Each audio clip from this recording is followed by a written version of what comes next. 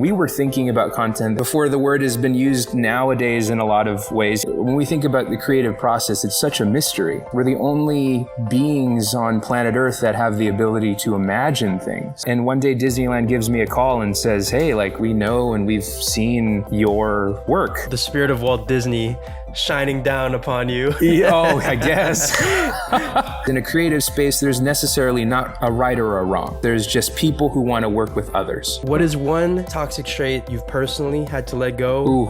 And what's one that maybe you're still working on? Imposter syndrome for sure creeps into there from time to time, I'm saying. I just want to start with your title, producer. To me, it's kind of an interesting title because it's so vague. It's like having a piece of clay in front of you and it's like you can make anything out of it. Therefore, the possibilities are infinite and you kind of get paralysis by analysis, So I'm just curious, first of all, like, how do you stumble into that field? And was it something that you always wanted to do? Yeah, well, I think that's a great kind of kicking off point for my, I think just life journey in general. I've seemed to have produced many things when in reality, I feel like I'm just facilitating the work of so many creative people who look at the world so differently, both in beauty and in pain. So yeah, whether it has been, working alongside folks at Disney, helping and kind of facilitating the creative at Apple, helping steward and help open a cafe in Irvine. Like, all these people are people that either have existed already in their own time and space and have invited me into their space to help make those things better, or create new things, or they have just come naturally through the nature of friendships and relationships that I've stewarded for decades or even shorter or maybe even longer than that. Producer, obviously in this context, film and television and stuff like that, that's the word. But I think about it a lot less of you taking credit for that, and again, just facilitating the creative process in your own unique way, based on your offerings, your giftings, and your relationships. Got it. I mean, going off of that, how do you determine what kind of projects that you work on? You mentioned like the relationships. I think I remember seeing on Shark Tank, Charles Barkley was on, and he was like, "Oh, it's not the product I'm looking for; it's the people that that I'm investing in." So, is it solely that, or are there other things as well that help determine what you're willing to help facilitate? Yeah, I think it starts obviously with me. My unique identity and life experience has connected me to these things, right? Like, it's hard to describe, really. When we think about the creative process, it's such a mystery, right? Like, you're imagining things. We're the only beings on planet Earth that have the ability to imagine things, And so with that imagination, like, I too have been moved by certain filmmakers. I too have been moved by certain studios and the things that they've been able to make. I too have been moved by a cafe experience in LA that has allowed me to, through time and space, meeting an opportunity, connect with that owner of that particular cafe. And that had led to this opportunity in Irvine. So, I think I'm just like everybody else in that way. I think the only difference being that I'm a little bit, I think, more tuned in to what I like and what moves me, rather, to be able to then pursue opportunities to reach out to, these creative folks, or even as of, the pandemic, really kind of reach into my own life and create from my own experience, So I think there's something really interesting about tuning into what moves you, right?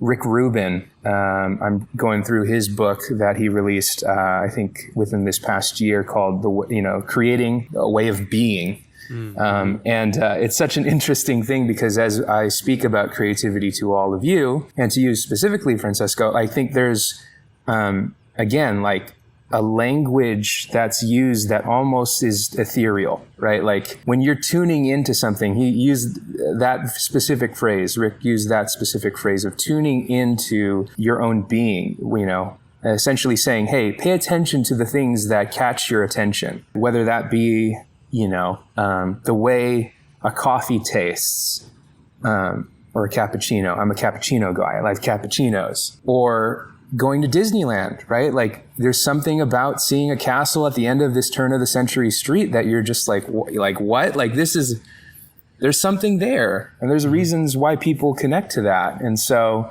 I think that's the thing that has served me, I think, rather well, is being able to lean into and maybe even give reasoning to why I like the things that I do, and then trying to pursue opportunities from that.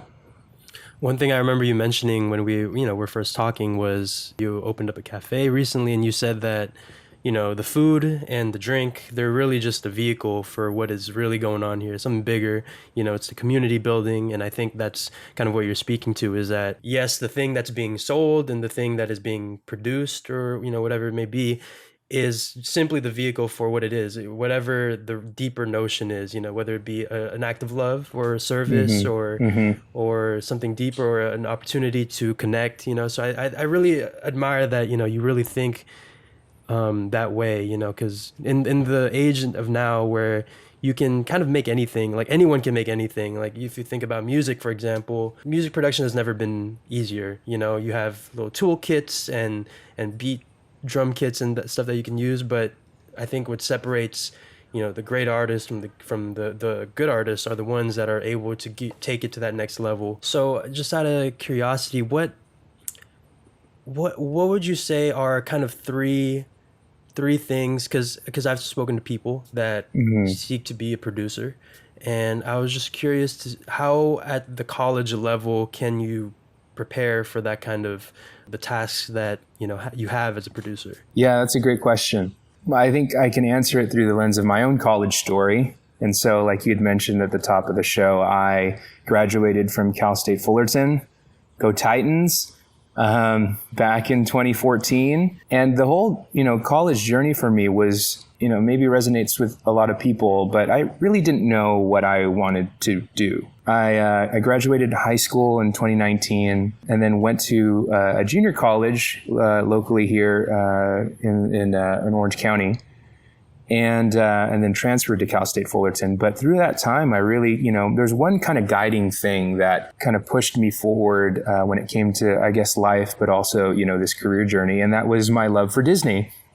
And it sounds really weird because I think a lot of people, I'll preface it by saying that a lot of people give Disney adults a lot of crap. I hear you, man. And to be honest with you, again, 2009, 2010, a lot of people really didn't enjoy Disneyland. Or early 2000s didn't even enjoy Disneyland because it was a place for, as I had heard it notoriously, it was just a place for kids. But over time, it became less about that and more about me hanging out with my friends. We had annual passes when they were, albeit a little bit more cheaper. And we just used to go there kind of religiously, like we would enjoy the rides. We get to know the cast members there, and we love, just being there. It was a great way, as my parents would eventually tell me, that they could just babysit me because they'd just drop me off with my friends there, and then we'd just hang out and they'd pick us up later in the day. I kind of leaned into that through college. I was like, oh, I know everything, myself and one of those other buddies, his name's Mike. He was one of my best friends, still to this day.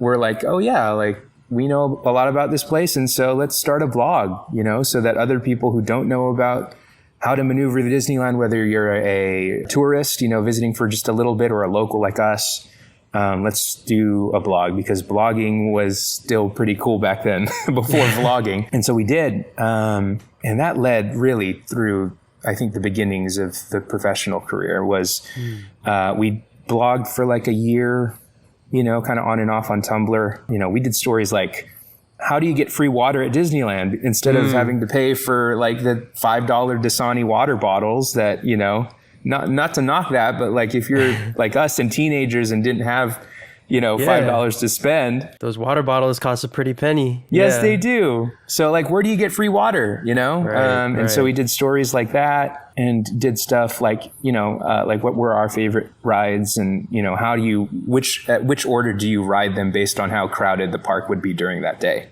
And so content, right? Before the word has been used nowadays in a lot of ways, we were thinking about content that was really useful to a Disneyland specific audience, right? And so we did that for about a year. Played in video a little bit too, but really wasn't, kind of committing in that space just yet. But yeah, we did that. And one day Disneyland gives me a call and says, hey, like we know and we've seen your work like online. Wow. And I was like freaking out, man, because like, again, the thing that my friends and I loved so much, here they are reaching out to us and saying, hey, like we like what you do. We'd love to partner with you. Wow. And so it's almost like, voice of God speaking to you in that moment where I'm freaking out and like the spirit of Walt Disney shining down upon you. It was something, man. It was a holy moment. That's what that was, because it really affirmed that, maybe this is where I should go. And so we built the blog up.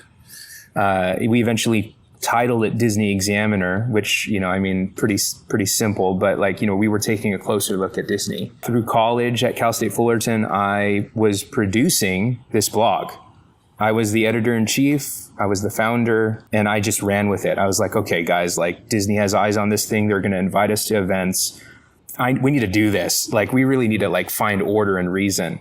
How deep is your roster at this point? Like, how many people are you operating with when you had gotten the call? How many people has it grown to? Well, I think it was still pretty small, like we really didn't have a wide audience, and it was just us friends who were, writing these kind of like without any rhyme or reason or purpose. We just wanted to share a passion. And so, yeah, hearing it happen in such a way where I think a lot of people think about success and it's like, oh, I need to build it up to this point, right? Before I can get any type of recognition, especially from Disney, right? I was floored. I think that's where I was like, I need to now earn this. And so I built it, really. Like we started an internship program. We found, fellow CalState Fullerton, like students that, were and we hired and did an internship program to just get the writing staff up, and we had weekly meetings at some point. We had an office at one point. Like it was just this snowball of work and school and personal life that just became like way more than I thought it ever could be or would be. That not only it started at Disneyland, but we even got, and I think here's the connection point to film and TV, then we eventually got to work with the studios. They gave us a call one day and they were like, hey, would you love to cover a red carpet? Wow. Like I was like, no, what? Like what? Like we get to meet like who and what movie? I remember the first one that we covered was Pirates of the Caribbean. It was one of the Pirates of the Caribbean films, and one of the premieres was at Disneyland, actually. So funny enough, this thematic clashing of worlds and affirmations. And I got to, see Johnny Depp and interview a lot of the creative talent, and interview a lot of the executives at Disney. And so it really was like, one of those moments where I was like, oh, I love Disneyland, but I also love, film and TV quite a bit, or entertainment in general. It really was, again, these doors were opening, and I found them less about like, let's just activate on them. But for me personally, it was, maybe this is where you should be. Again, maybe, but these are signs that this is where maybe the direction that it should be taking so far as my career. And so, yeah, it snowballed from there. And eventually we wrote about every line of business of the company, including consumer products. We were doing product reviews with them, digital and video games. And so at the time, they had their own video game kind of arm. And so we got to work with those guys and interview them and create stories from that. So it really was a thing, at its height. It was, we had 20 people. It was a sweet time. And we did that through, all of my time at CalState Fullerton, work and school. That's incredible. Yeah. So just to kind of, I think I'd mentioned like three things about what should people prepare for? It sounds like passion is I'm definitely... so sorry. No, Yes. no, I love it. I love the story. Okay. It's like getting, the whole book. Context. But yes. Passion is number one. the passion is the number one thing for sure. Really lean into that. So going back, right? Tuning into what you like. Yeah. Don't ever try to reason it out of existence, right? Like you and your humanity and your ability have been given things that are appealing to you yourself, right? And I think, depending on what culture you are, and I'm sure, yes, we're going to get there. I know it's going to be something that we talk about later, but like just being okay with what you like, right? Like that's okay. As you're in college, I think there's always so much pressure to try to figure out like what to do and seeing if your passion can align with your work or your career. And like, that's okay.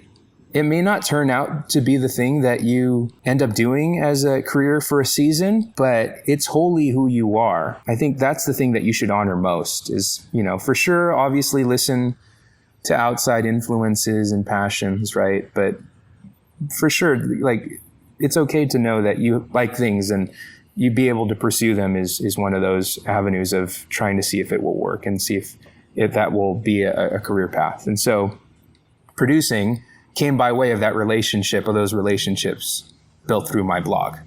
Mm-hmm. I didn't know that would happen. Like, I wasn't wanting to work in film and TV back when I was starting my blog. I was just focused on building my blog, but the idea that you're leaning into something that you love is super important. So I would say that's number one. Number two, I brought it up just a moment ago, but I'll bring it up again. Like, there are people in your life who are wise and there are people in your life who are not. I can't say who those people are for you, but you definitely can, because you do have to not only use your heart and your passion, you have to use your mind. And I'll say just broadly about the industry, right? It's a who you know mentality still. It always will be, because in a creative space, there's necessarily not a right or a wrong, right? There's just people who want to work with others. Not to say that your creative ability is different or worthless, because it's not. Again, your passion will lead you down those roads and open those doors. But if you know within the season that you can't get paid for that, and this is where we're going to maybe get a little tricky, but like your folks, your parents might find some hesitation for you to be able to work in a creative capacity and do that for a living. Maybe they're right? Like maybe there might be some wisdom there. But the fact of the matter is that you need to be able to check your passion, right? Like you need to be able to check whether or not opportunities are availing themselves to you now, or if they're going to avail themselves to you later. And then also take into account other factors that are at play here, right? It's not just you often in college, right? It's your family, if you have one. It's your spouse, it's your significant other, it's yourself, it's your resources, it's your bank account, it's your personal life, it's your friendships, right? There's so many things happening that will be affected if you make a decision in this way, right? And so that's where I think your heart needs to be checked with your head. Whether this is a wise thing to pursue now, or whether or not even put it on a back burner, but like not make it a priority right now. Still be a sponge, right? Go to screenings, email, LinkedIn, or cold message people on LinkedIn. Do all those things, but just be aware that there are other things that might make, and it often is the reality is that you don't go straight. Your path of passion is often not a straight line. It's very Mulholland Drive, ups and downs. Long and winding road. And that's totally okay too. But be very conscious about the people who are speaking to you and the situations that are speaking to you about you working in a creative capacity for a season. I keep on saying for a season. It's a theme here, right? Like you got to be sensitive to the time and space that things are happening for you. You really do.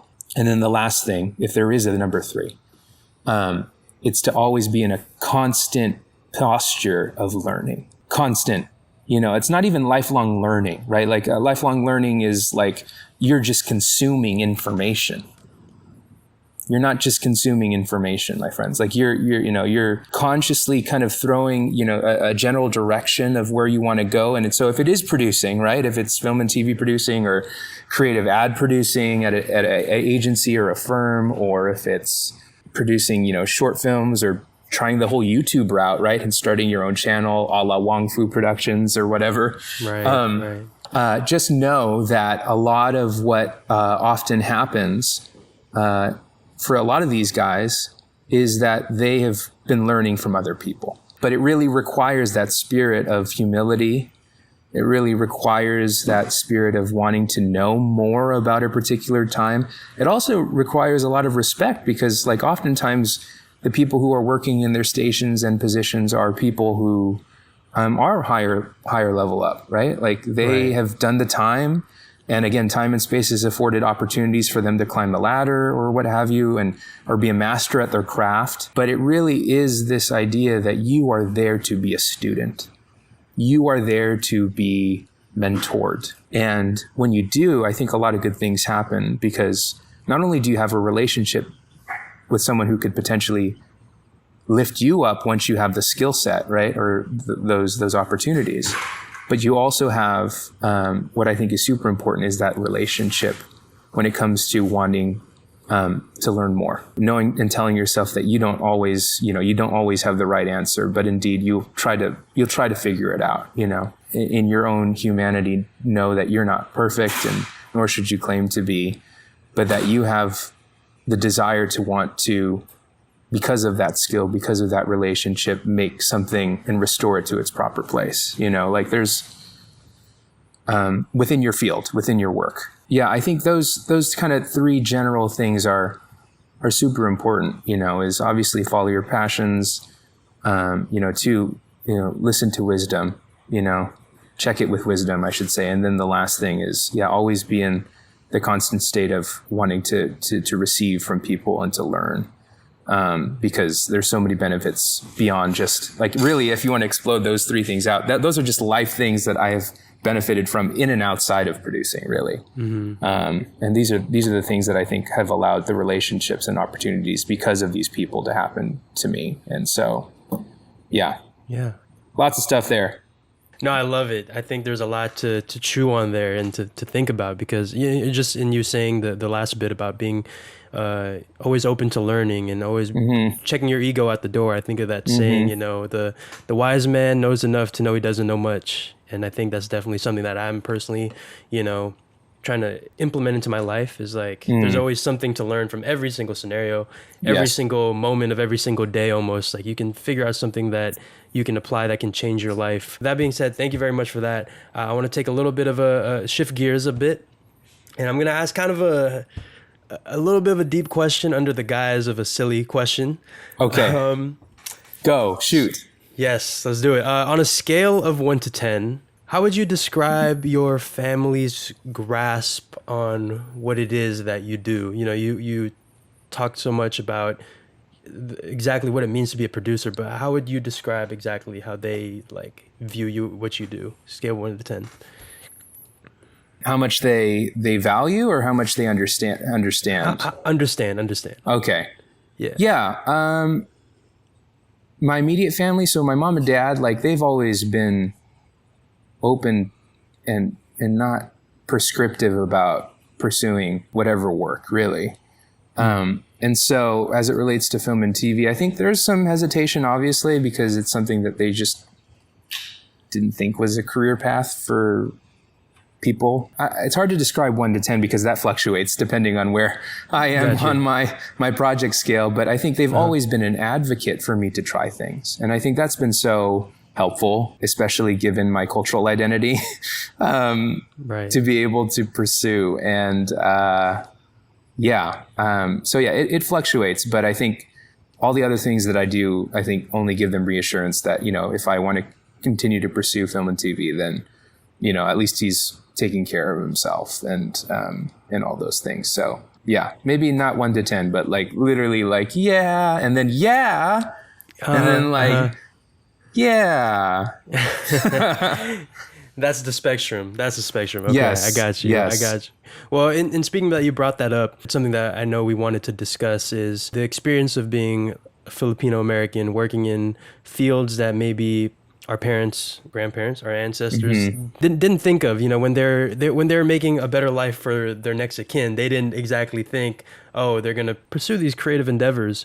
Right. So I'm just curious if you could delve into some of those like internal pressures that you alluded to a little bit that come with being Filipino and being in your field. Well, I think the story kind of there begins with some context, right? And I'll tell you, a lot of the stuff are things that I would say within the past year and a half, year or so, have really started to accept and really have started to give words to. So know that whatever I talk about as it relates to my culture, as it relates to line of work, comes from me, again, those three things, right? Super passionate about who I am and my cultural identity. At the same time, I want to know more, I want to be particular about sharing wisdom about what I've been able to receive from leaning into that part of me a lot more. And then thirdly, to be able to constantly be in that posture of learning, which means that some of these things that I know are probably part of a larger story. Right. But it's indeed something that I've interpreted and have taken the time to do, to learn about, to be able to get to even this point of explaining. So firstly, my passion. It took me a while to be passionate about my cultural identity. Really did. It was one of those things where I had grown up in not a non-traditional Filipino home.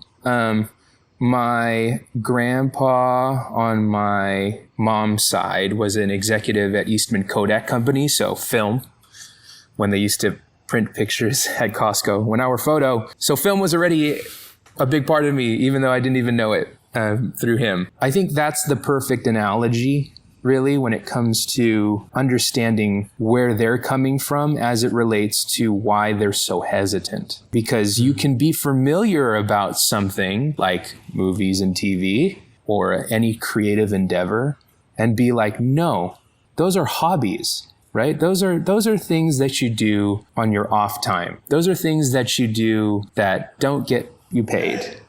What does get you paid is, blue collar work. If you're coming from a blue collar family, what also earns you money? Oh, yeah, being an engineer, because like people need designers, you know. And in my case, my dad was an aeronautical engineer, so he designed airplanes. So like that makes money. But again, they're seeing a connection. Right? They're seeing a connection to something that they're familiar with that makes the opportunity turn into a career, which means that your career will take care of you and I don't have to worry about you anymore. Right? I know you will be provided for beyond the time that I'm with you and can care for you. So again, here's the thing. That's not communicated well. That's not, right? And I don't mean to knock, Asian culture here, but I will in the sense when it comes to communicating emotions, right? And that in itself has a whole story and component to it because, again, our ancestors, what was foreign to them? Were feeling things and processing things. Whether you lived in the Philippines, right? There's still poverty in there, that I know that I was aware of and have heard stories from our family, which meant that the only priority for them was to survive and not feel, right? Like, hey, if you feel something that whatever, all we need to do is just make money so that we can live the next day, so we can put food on the table. It wasn't described that way. It was just, there was no words to it. It was just like, that's not what it is. This is how we do. This is how we live. Suck it up. Toughen up, buttercup. No kawawa, right? and no crying.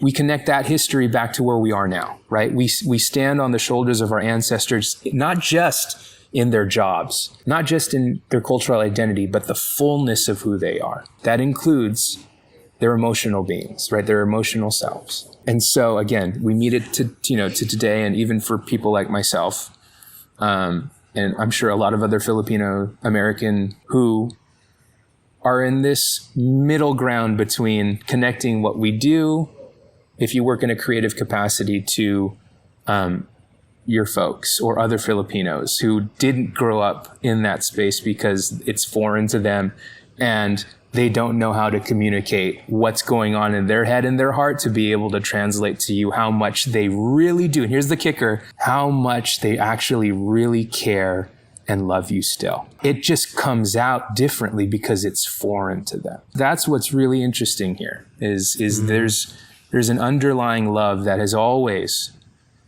I think, existed for Filipino moms and dads who grew up in the Philippines, who love their children. However, communicating that, just like any other culture, just like any other generation, really, it's difficult to try to communicate that out because they themselves have not been able to do that. This is a life that they've never imagined also. And so they're scared, they're hesitant. And so, have you had those conversations with your parents? How was that experience? It took therapy. Hey, everybody should go to therapy. I'm just going to say that. 100%. It really is helpful. If I had a BetterHelp code right now, I would be. Yeah, let's have them sponsor this episode now. Yeah, but I think it was a lot of doing the hard work. There's a lot of tainting that happens to what you want to pursue when you have misunderstanding, because that leads you into a period of hesitation of whether or not, again, you should, which is why I brought it up a moment ago earlier. There are people who are wise and there are people who are not wise. There are people who are wise but don't communicate it wisely. And that affects you when you don't understand the context on maybe why they are speaking to you and discouraging you away from the arts and away from a creative career because they don't know how to communicate that to you, and you receive that as discouragement. I mean, it does happen often, but I think you need to be able, in your maturity, your emotional maturity, as well as your life maturity, to be able to, when ready, park it, right, and really receive that and see how that makes you feel, and then start engaging with it. Right? Start engaging with the thought like, oh, well, I've never maybe even really asked them why. They've always been so dismissive about it. They've always discouraged it, but like, I'm doing stuff in that space now. Don't they see that? Reaching out to that part of you that makes it, that feels uncomfortable. I think that's when you understand the miracle, right? In someone, you could see that happen in not only understanding, but you have people who hopefully parents or other fellow Filipinos or really anyone who will see not only what your ability is in those spaces, but will love you because you've explored those things even more. And when you do that, can you imagine really, what if that conversation changes? What if the conversation was like 10 years from now, however long, but down the road, you get to see your name in a credit on a movie that you worked on. Or a TV show that you wrote on, and you bring your family to that screening, family and friends screening, and they see your name. I'd argue that they would no longer accept the fact that you are working in that space. They're not going to just be proud that you worked on a movie. No. I think you, the person who's working in that creative space, will feel more free to be able to pursue it wholeheartedly even more. It's like, hey, they know where I am. They know the journey that I'm on. They understand it now. We understand each other. And so I can pursue and create in the most freedom that I have ever created in or worked in, with happiness and joy, so that when they do see the screening and they see my name, not only are they proud, but that we both understood each other and loved each other all the same throughout the entire process.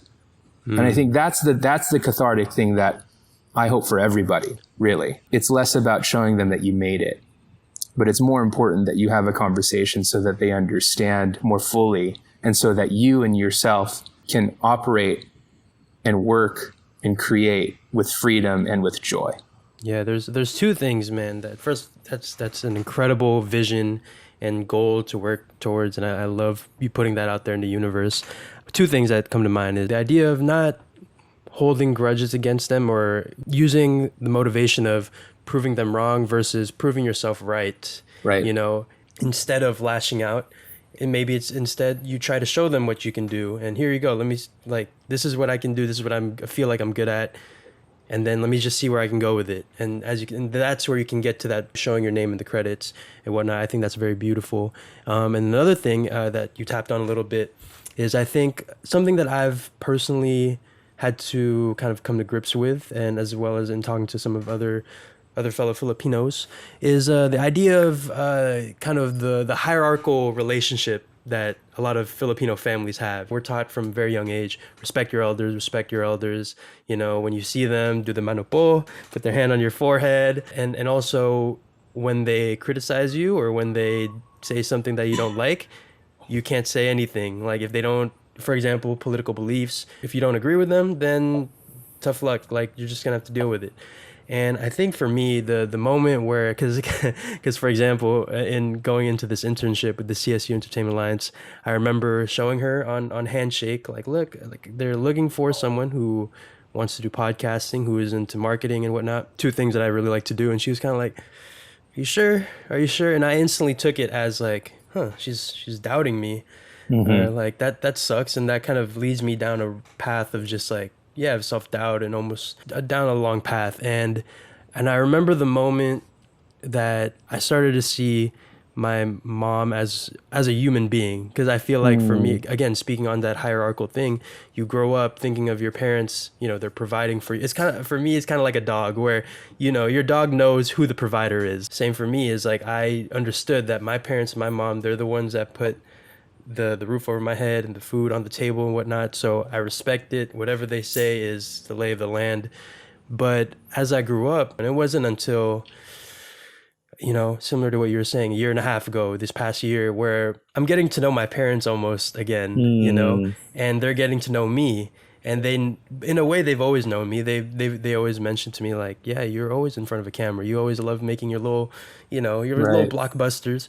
But we never in a million years expected you to actually want to do this for a living. You know, obviously, like we were mentioning before, the typical immigrant jobs in the medical field and all that stuff, like that's typically the stuff that I had pursued that, and it just wasn't working out for me. In getting to know my parents, them getting to know me, knowing how passionate I am about what I do, you know, that I'm good at it, you know, that people believe in me. I think that's another thing that was new to me. I didn't know how to take it. Was outside people I've just met saying like, you know what, you kind of like this. I can see that. That's a whole nother conversation of like imposter syndrome and being like, ooh, really? You sure? I go through that too, man. Yep.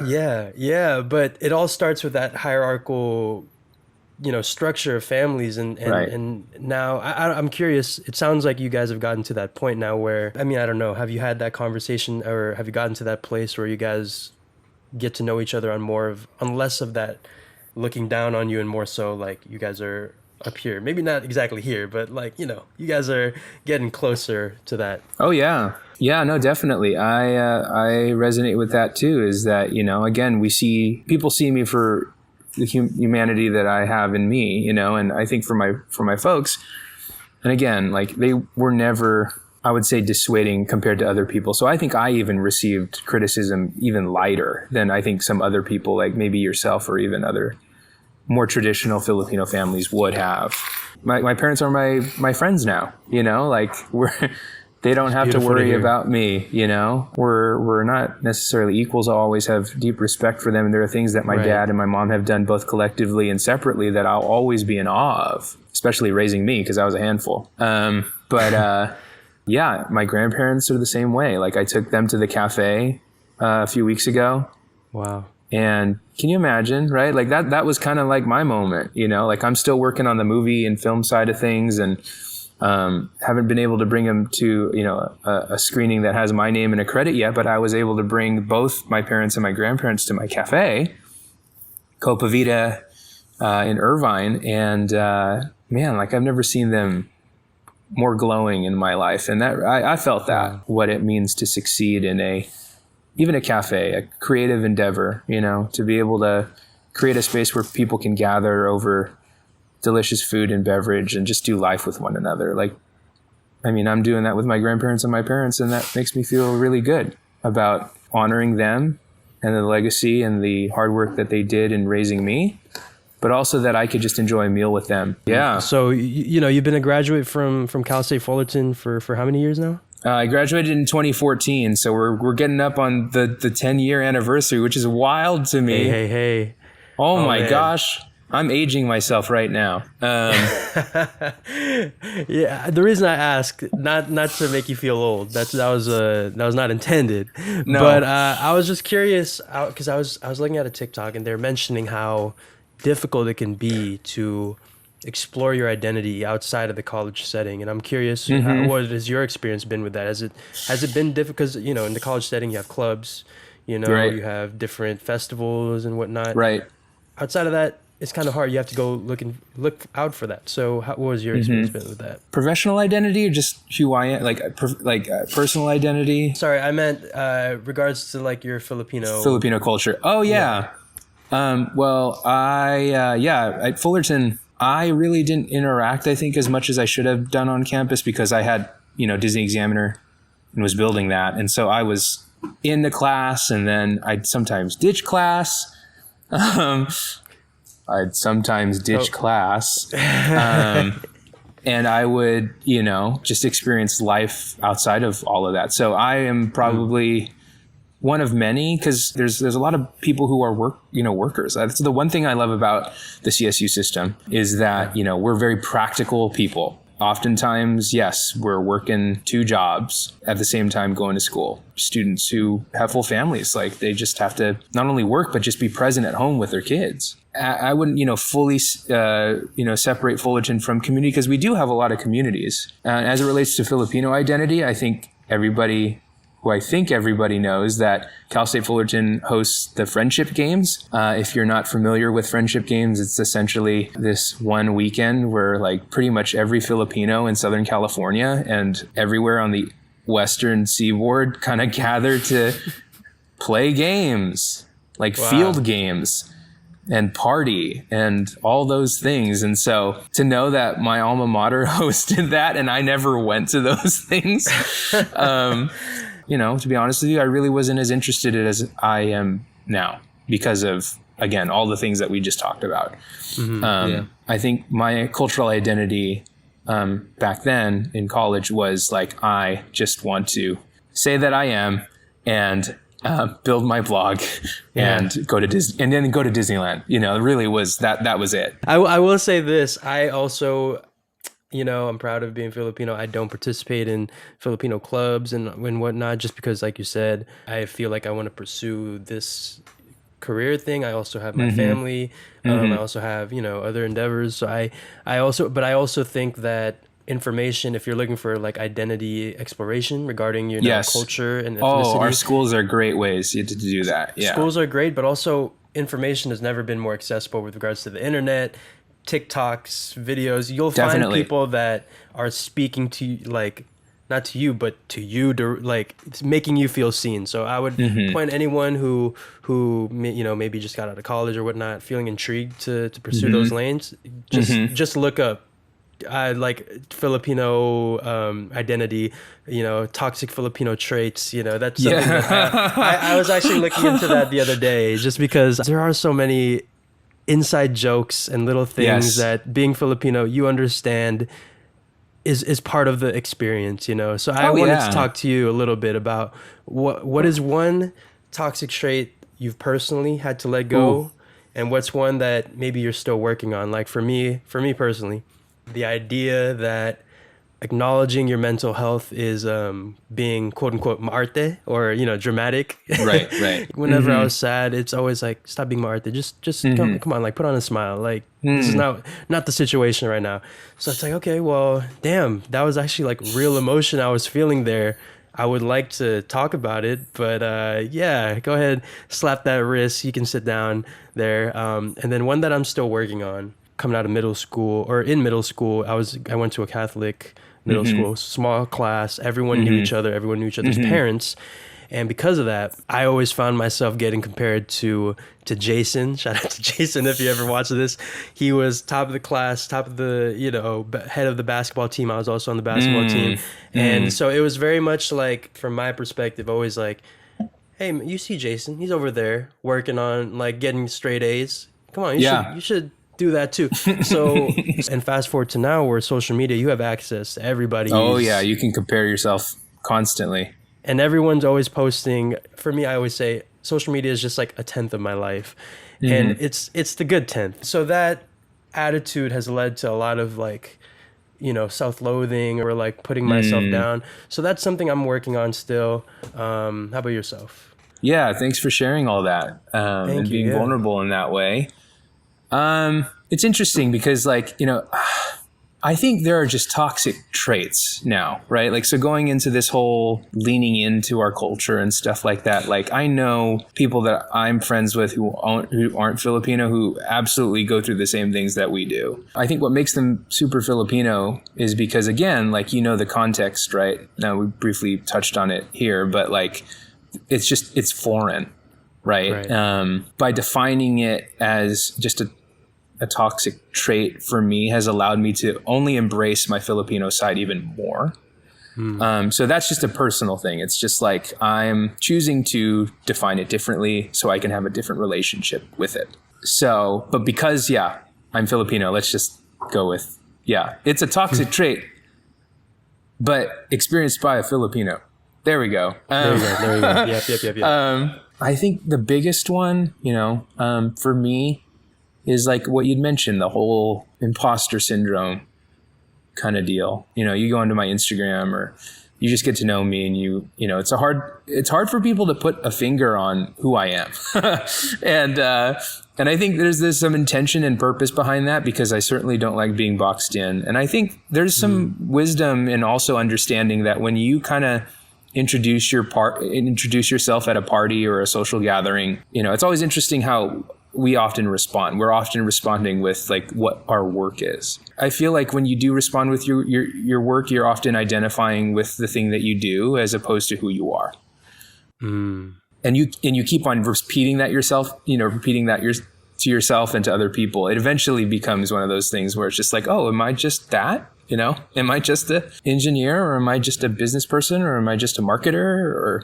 And so I made a very conscious decision a few years back to be able to just say, hey, among other things, this is what I am, I have a hand in. But even being able to describe it to people now, like today, it's really weird. Like your whole intro of me was like, oh, like does all those things, From all different... And people will, from all different societies, I think there's a lot of people who operate in those very specific ways, like other cafe owners and people who work in film and TV. And they're like, no, like I work in it because that's my full-time job. And I'm here to just say kindly to people, it's like, well, I also operate in this space as well because I also love these areas of life. And it's an honor to be a part of them, and to facilitate these opportunities and be a steward of them as well. So that's all I'll say to that. I think sometimes I can get caught up with feeling, again, like I don't belong, like I shouldn't be a cafe owner, even film and TV, like, oh yeah, he's there, like he's present, and but I don't see the IMDb credits yet, Right. Yeah, but imposter syndrome for sure creeps into there from time to time of saying,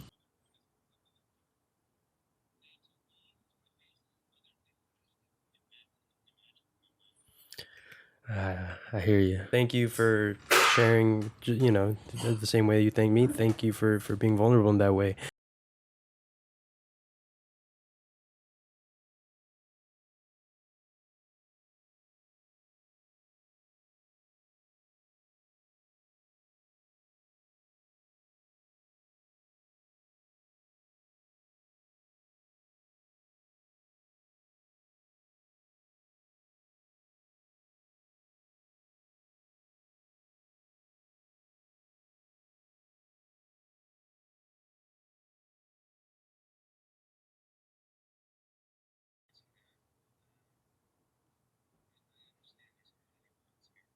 Yeah, a lot of variables. a lot of variables, a lot of things that I think may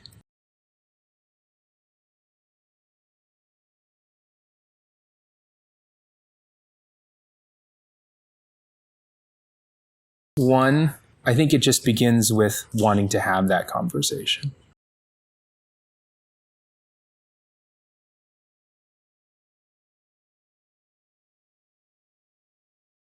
I think understand subconsciously that this is an important thing.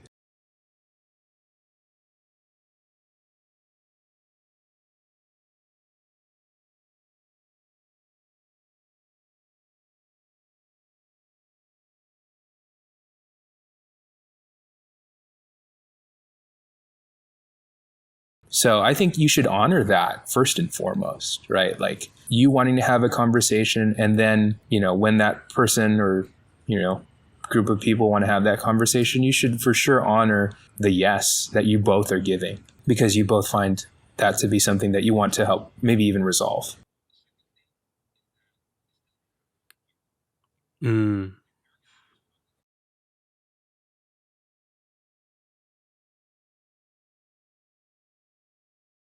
You have a tough relationship with as it relates to your work, or even just in general.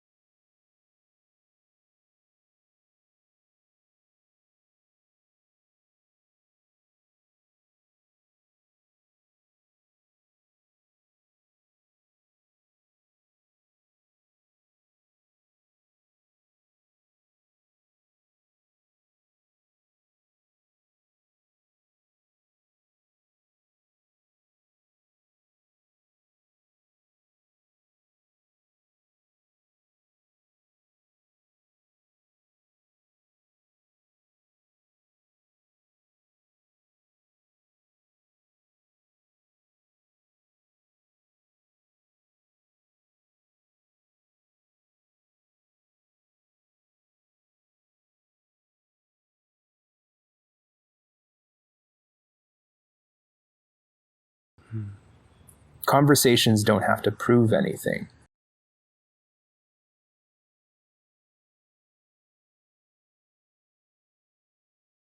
Those are conversations.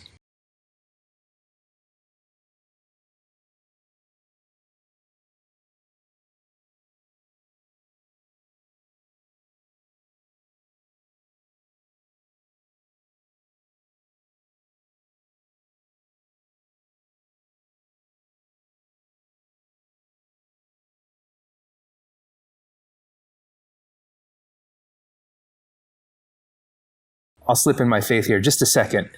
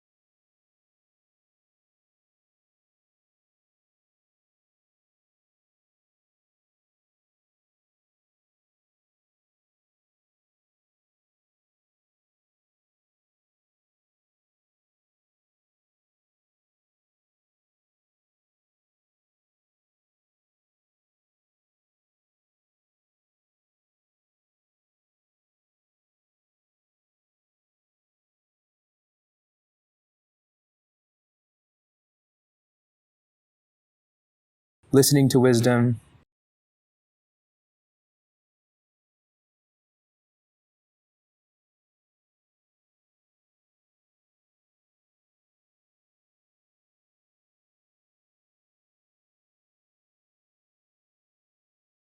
Or have to prove a case when you know those three things are there. And I think there's freedom in being able to just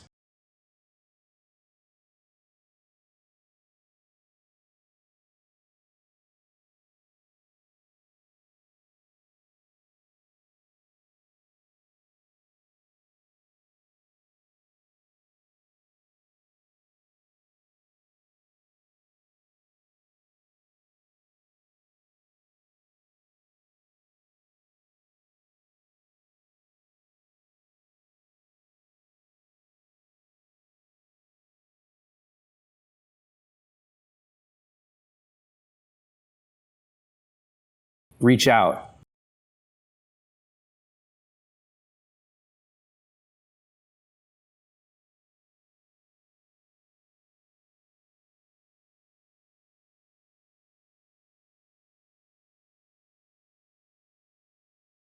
I guess rule of thirds here, since we've been listing three things.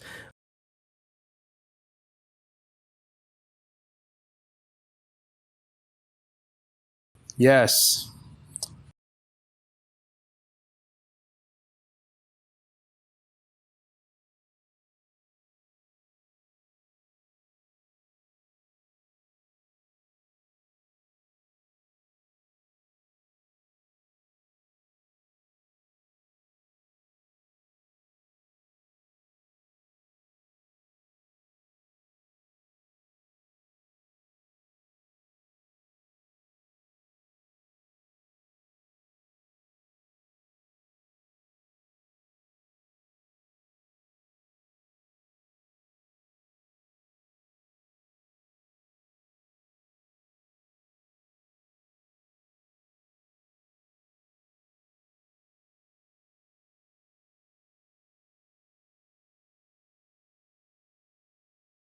So that's one.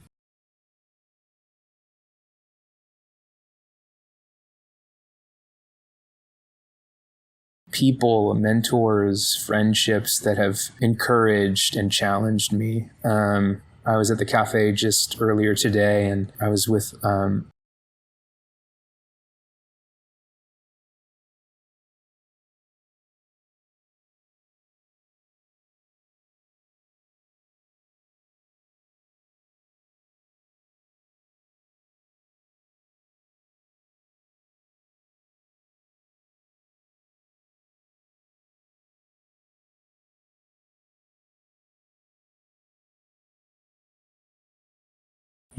who wouldn't want someone like that in their corner to just say, I love seeing you win.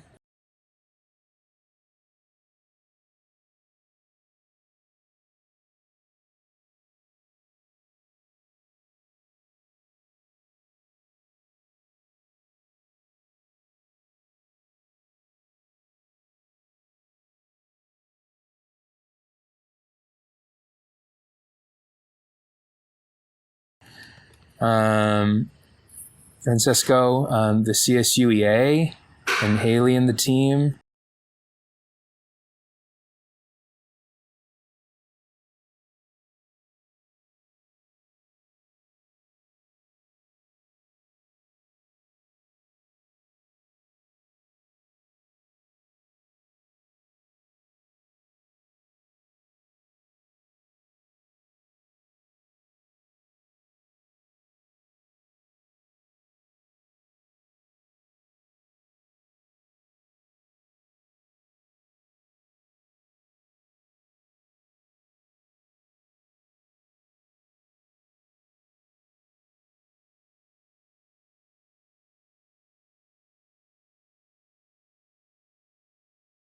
And being able to have some fun along the way as well. So thank you guys for this opportunity. It means a lot.